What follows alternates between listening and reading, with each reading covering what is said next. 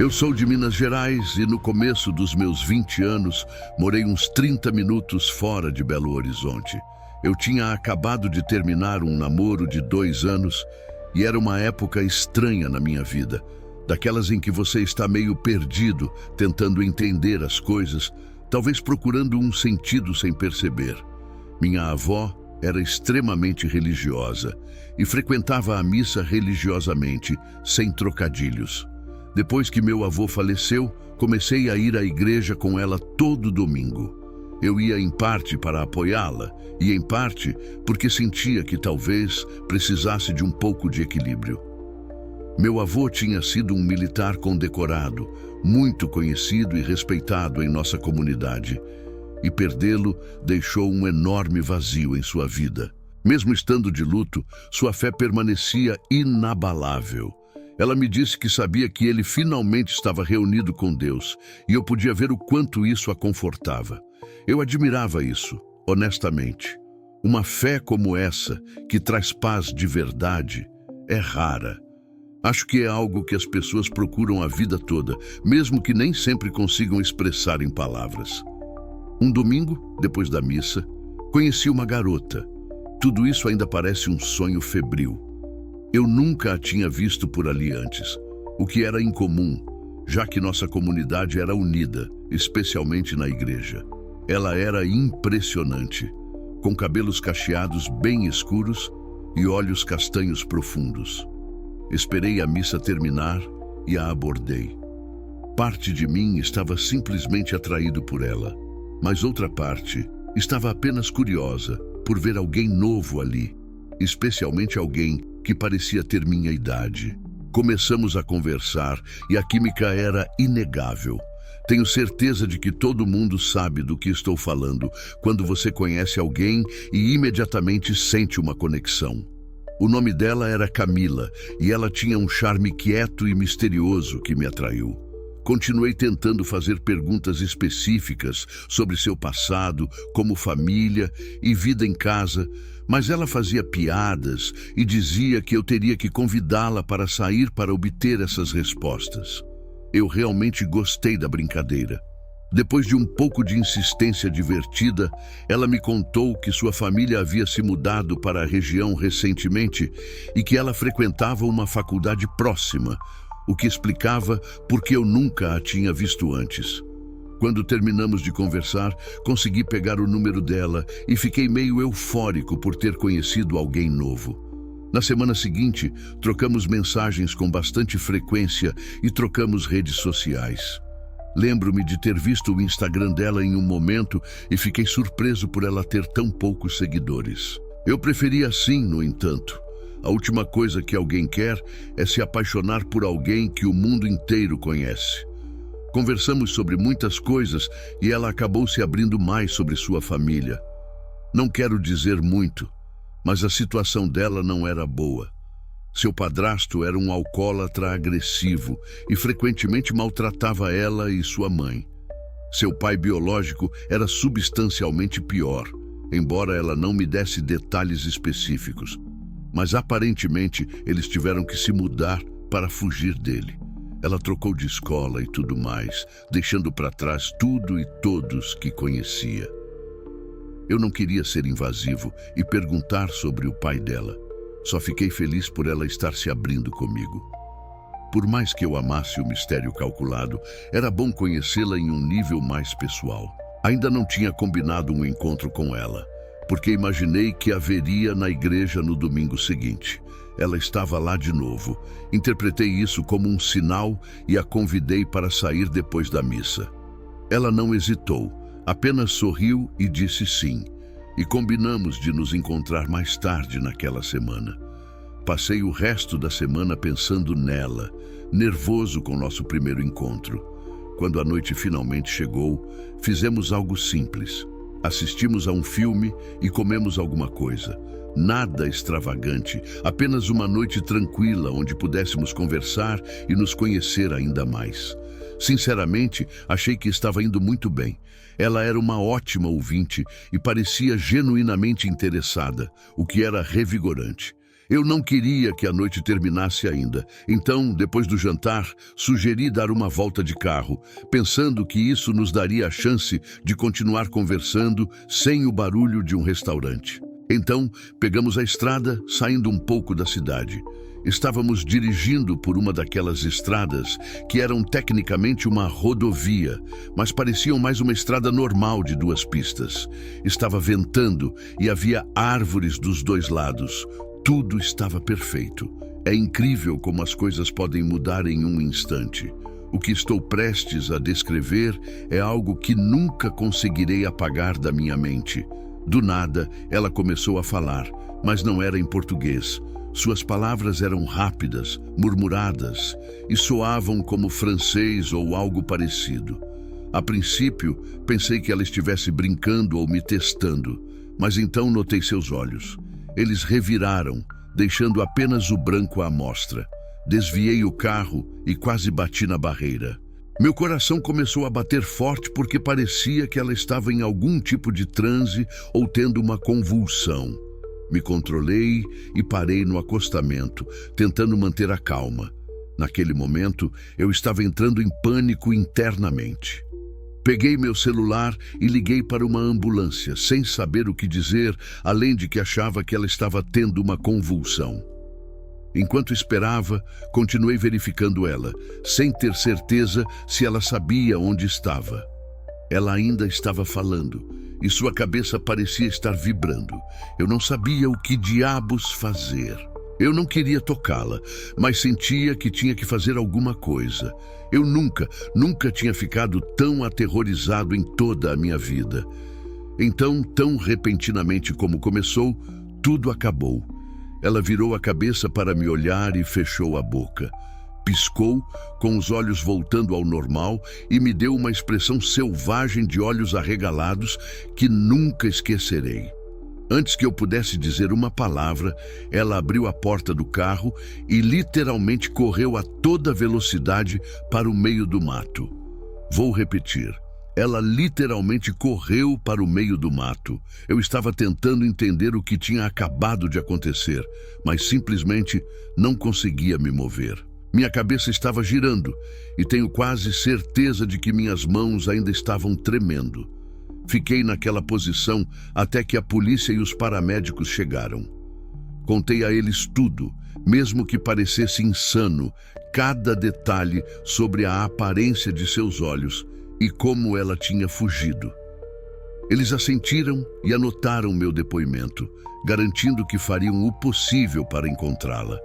Devo ter parecido louco, mas eles me levaram a sério o suficiente. Depois daquela noite, ela sumiu. Nunca mais a vi. Procurei por ela na igreja, mas ela nunca apareceu. Seu Instagram foi excluído e ela aparentemente bloqueou meu número. Pior ainda, pedi a um amigo para mandar uma mensagem para o número dela e ele aparentemente havia sido apagado. Nenhuma busca na internet revelou nada. Até perguntei às pessoas na igreja se a conheciam, mas ninguém conhecia. Não sei o que aconteceu com ela e não tenho certeza se algum dia saberei. Não moro mais lá e minha memória de casa está meio confusa por causa desse incidente.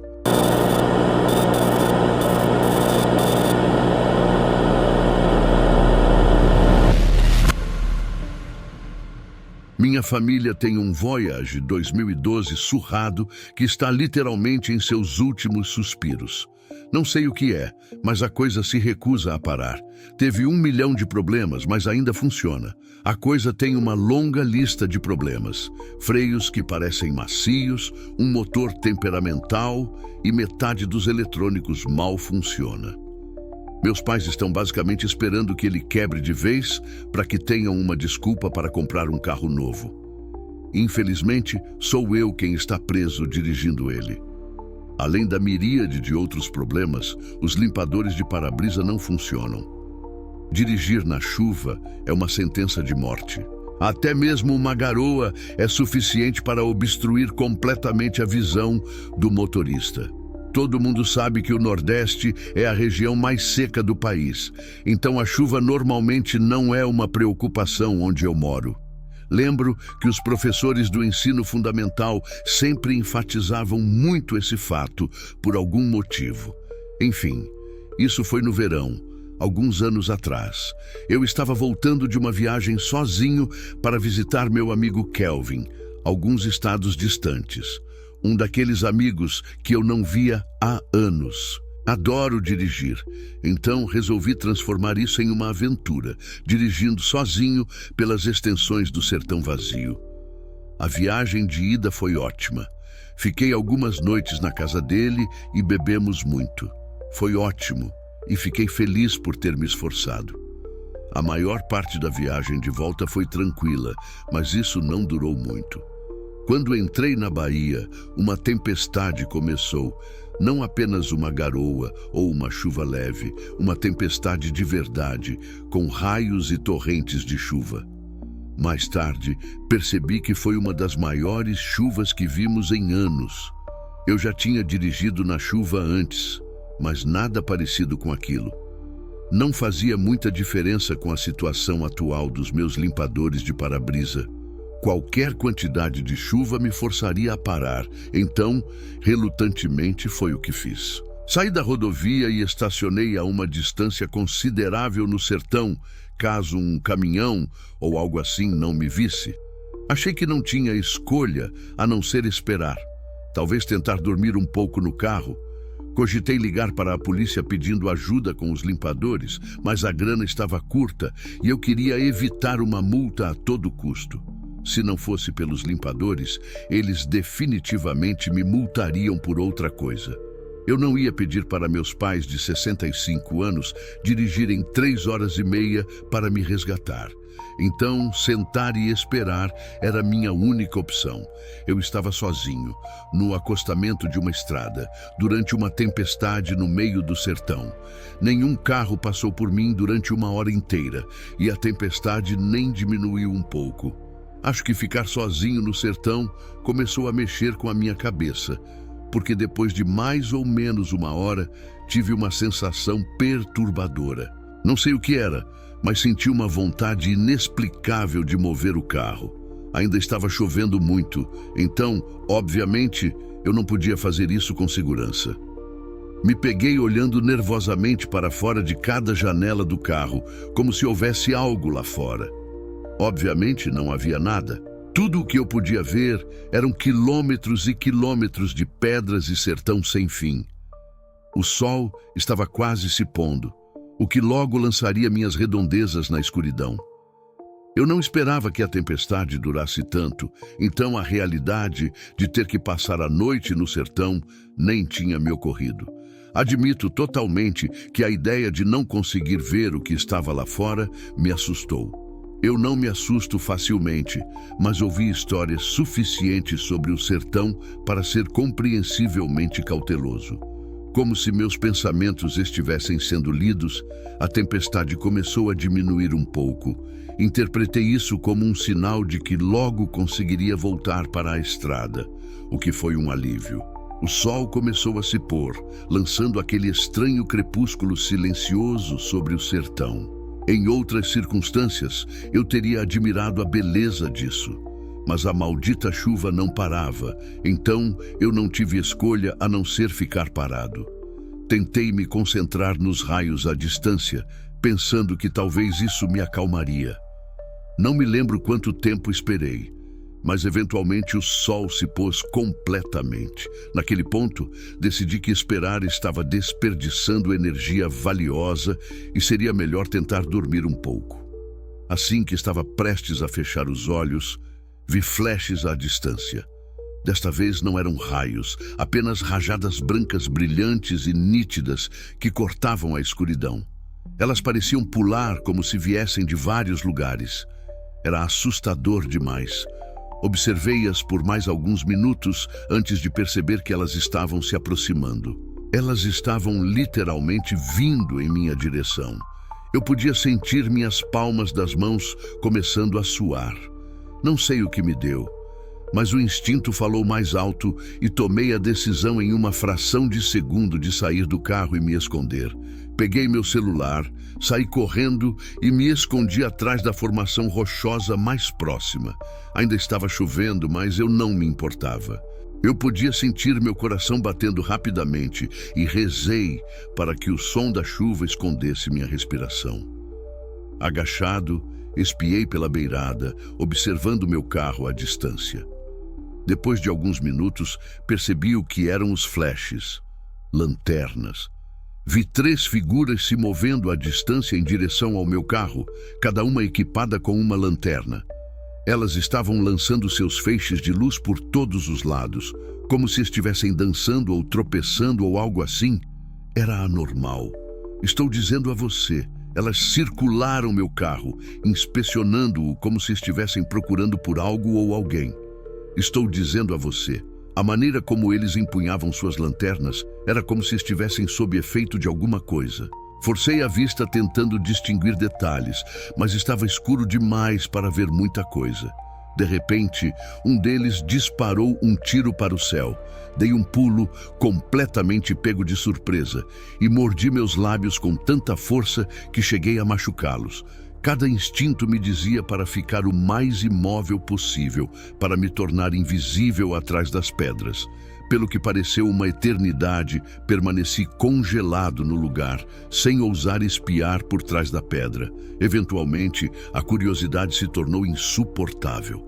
Lentamente, espiei por trás da pedra novamente e senti meu estômago cair. Estava completamente escuro, sem lanternas. Esperei, sem saber para onde aquelas pessoas tinham ido, e de repente as luzes voltaram, piscando ao redor do meu carro novamente, como se estivessem me provocando. Eu sabia que não podia ficar ali a noite toda. Minha mão tremia, enquanto eu pegava meu celular, tentando discar 190. Sussurrei no telefone, tentando explicar o que estava acontecendo com a voz quase inaudível. A atendente disse que enviaria alguém, e eu desliguei o telefone, me sentindo aliviado e aterrorizado. Depois do que pareceu uma eternidade, finalmente vi o brilho fraco das luzes da polícia à distância. No segundo em que as luzes começaram a piscar, as 3 figuras se viraram e fugiram, desaparecendo na escuridão. Quando o policial finalmente parou ao lado do meu carro, eles já tinham sumido há muito tempo. Corri na chuva, acenando com os braços, grato por ter sido salvo. O policial ouviu enquanto eu contava tudo a ele. Ele não pareceu particularmente chocado, o que de alguma forma fez tudo parecer pior. Ele teve a cortesia de esperar a tempestade passar comigo e não rebocar meu veículo, o que acho que posso considerar uma coisa boa. Penso nisso com frequência e não fiz mais nenhuma viagem de carro desde então.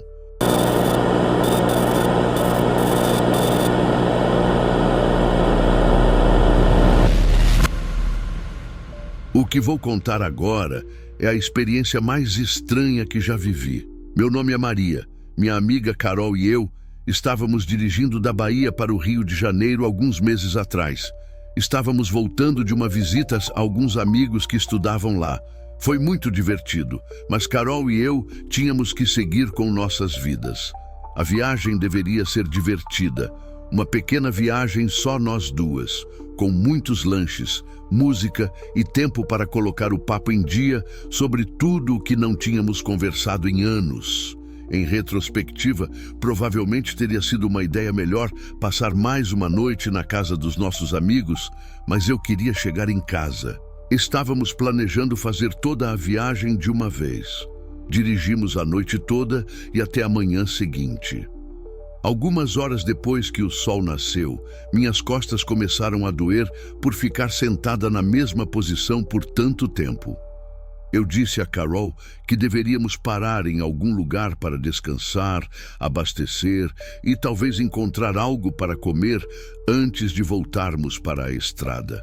Passamos por algumas saídas antes de finalmente sairmos em uma cidade que se dizia turística e animada. Por nada no mundo consigo me lembrar do nome real da cidade.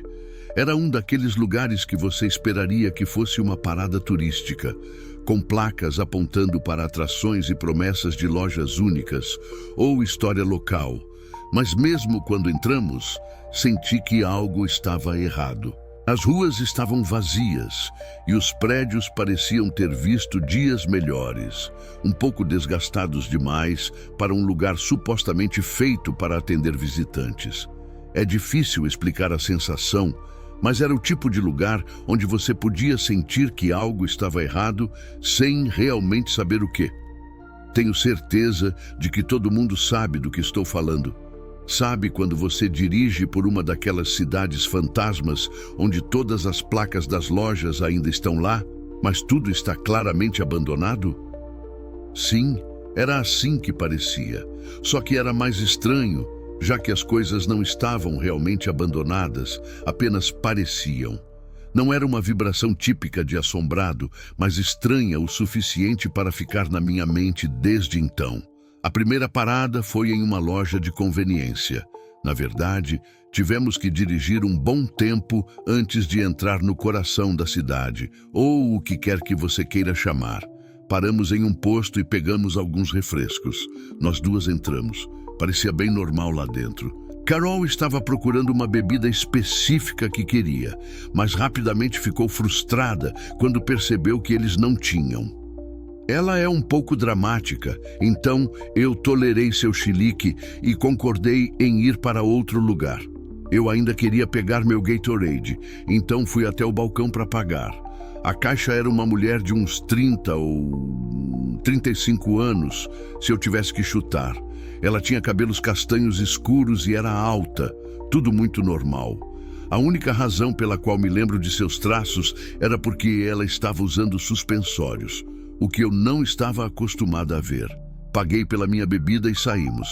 Carol apontou para outra loja de conveniência do outro lado da rua, então pensamos em tentar. Quando entramos na segunda loja, literalmente senti meu estômago cair. A caixa atrás do balcão se parecia exatamente com a garota que estava trabalhando no primeiro lugar. O mesmo cabelo, o mesmo rosto, a mesma altura, tudo igual. Congelei, olhando para ela. Percebi que estava deixando-a desconfortável. Eventualmente, perguntei a ela se ela tinha uma gêmea ou uma irmã ou algo assim. Ela me deu um olhar estranho, quase cético. Disse que não tinha gêmea e que era filha única. Ela estreitou os olhos e me disse que era uma coisa estranha de se perguntar, o que eu acho que era mesmo. Tentei me explicar, mas ela não disse nada depois disso. Senti uma estranha sensação de déjà vu e saí da loja, puxando Carol comigo. Carol estava confusa, mas eu me expliquei e perguntei se ela tinha notado a mesma coisa. Ela disse que não se lembrava de como era a outra caixa e que eu provavelmente estava apenas cansada de dirigir por tanto tempo. Eu sabia o que tinha visto e disse a ela que provaria. Corremos de volta para a primeira loja de conveniência, mas quando chegamos lá, a garota lá dentro não se parecia em nada com quem eu me lembrava de ter visto. Era uma pessoa completamente diferente. Ela era baixa, com cabelos claros e parecia de meia idade. Não havia absolutamente nenhuma chance de alguém a confundir com a outra caixa. Ela nem parecia estar na mesma faixa etária. Era como se eu tivesse imaginado tudo.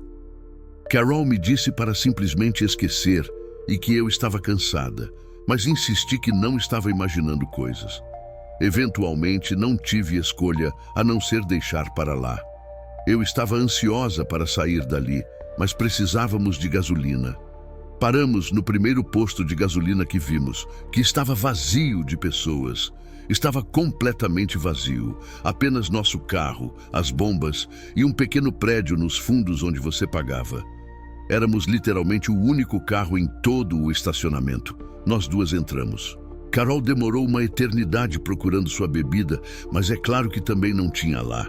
Paguei, esperei por ela e saímos. Não devemos ter ficado lá dentro por mais de alguns segundos. Quando saímos, senti novamente uma sensação estranha no estômago. O que, há não 2 segundos, era um posto de gasolina completamente vazio, agora estava lotado. O lugar estava transbordando de gente. Foi a coisa mais estranha. Carros enchiam cada bomba e havia até alguns enfileirados, como se tivéssemos entrado na hora do rush, no posto mais movimentado do estado. Todas as vagas de estacionamento no estacionamento dos fundos também estavam cheias. Para piorar a situação, parecia que todos estavam nos encarando enquanto caminhávamos até nosso carro. Acho que nunca me senti mais desconfortável com as pessoas me encarando. Desta vez, Carol concordou que algo bizarro estava acontecendo. Eu podia perceber que nós duas sentíamos a mesma suspeita assustadora. Era como se tivéssemos saído da realidade por um segundo, e quando voltamos, algo havia mudado. Decidimos ignorar a comida e simplesmente encontrar nosso caminho de volta para a rodovia. Eu não estava com muita fome naquele momento de qualquer maneira. De volta à estrada, não dissemos muito por um tempo. Eu não estava com medo, mas apenas tinha um mau pressentimento. Não sei nem como explicar. À medida que nos afastávamos um pouco, Carol e eu conversamos sobre o quão estranho tinha sido aquilo. Enquanto conversávamos, um carro nos ultrapassou, uma Toyota Sienna com o para-brisa rachado. Lembro-me distintamente porque o para-brisa tinha uma grande rachadura em forma de teia de aranha e a lateral estava bastante arranhada. Era meio difícil não notar. Carol fez uma piada sobre isso, mas não me lembro exatamente o que era. Assim que estávamos começando a relaxar, tudo desabou novamente. Cerca de 10 minutos depois, a mesma minivan nos ultrapassou novamente. Nós duas tínhamos 100% de certeza. Novamente, era impossível não notar, com aquela rachadura enorme no para-brisa. Como isso era possível? Estávamos dirigindo em linha reta em uma velocidade bem alta. Não havia como ela ter nos ultrapassado, mas as chances de passar por duas Sienas diferentes com rachaduras idênticas no para-brisa eram incrivelmente pequenas. Carol começou a dizer "meu Deus" repetidamente e eu percebi que ela estava à beira de um ataque de pânico. Ela me disse para acelerar, o que eu fiz. Eu estava morrendo por dentro, mas tive que me controlar como motorista e pelo bem de Carol. Eu só queria voltar para a rodovia e deixar aquele lugar para trás para sempre. Olhei para o GPS e vi que 1 hora havia se passado desde que saímos do posto de gasolina, o que era virtualmente impossível. Eu queria contar a Carol sobre isso, mas não sabia se ela aguentaria mais coisas estranhas. Meu coração estava na garganta, mas continuei dirigindo. Parte de mim se perguntava se o GPS começaria a nos levar em círculos. Finalmente voltamos para a rodovia e o pesadelo terminou ali. Quando chegamos em casa, muitas horas depois, parecia que estávamos acordando de um sonho estranho e desconexo. Não estou brincando. Toda essa experiência ainda parece um sonho quando penso nisso. As pessoas geralmente me olham estranho quando conto essa história. Ainda não consigo explicar o que aconteceu lá e não espero nenhum tipo de explicação. Tentei pesquisar online sobre ocorrências estranhas em lugares como aquele e encontrei algumas histórias semelhantes à minha. O mais estranho nisso tudo foi o pressentimento que ainda tenho dificuldade em descrever. Até aquele momento, eu realmente não sabia o que significava ter uma má vibração de algo. É como se cada osso do seu corpo estivesse implorando para você perceber que algo está errado. Nunca mais quero ter essa sensação.